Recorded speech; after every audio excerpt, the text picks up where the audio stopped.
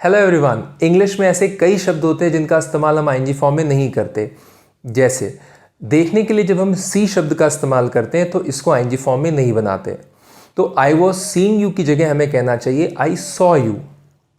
ठीक ऐसे ही अगर हमें सुनने के लिए जब हम हियर शब्द का इस्तेमाल करते हैं HEAR, तो इसको भी हम आईएनजी फॉर्म में नहीं बनाते। तो ये कहने के बजाय कि आई वॉज हियरिंग यू, हमें कहना चाहिए आई हर्ड यू। या आपको अगर कहना है कि I was hearing the noise, तो यहाँ पर भी इसकी जगह हमें कहना चाहिए आई हर्ड द नॉइज़। तो हम हियर का भी इस्तेमाल आईएनजी फॉर्म में नहीं करते हैं। या मान लीजिए अगर आपको बताना है कि स्मेल, खुशबू के बारे में आप बताना चाहते हैं और आप कहते हैं कि अच्छी खुशबू आ रही है, हम हिंदी में ऐसे बोल देते हैं, लेकिन इंग्लिश में इसको हम ऐसे नहीं कहेंगे इट इज़ स्मेलिंग नाइस, क्योंकि स्मेल को हम आईएनजी फॉर्म में नहीं बनाते।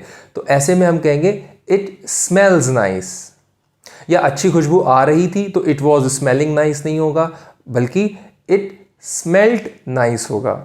और अगर हम बात करते हैं टेस्ट की, स्वाद की, और मुझे कहना है फॉर एग्जांपल कि चाय मीठी लग रही है, या कोई भी चीज़ आप खाते हैं या पीते हैं और आप कहते हैं जैसे चाय मीठी लग रही है, तो इसको टी इज़ टेस्टिंग स्वीट नहीं, बल्कि टी टेस्ट्स स्वीट।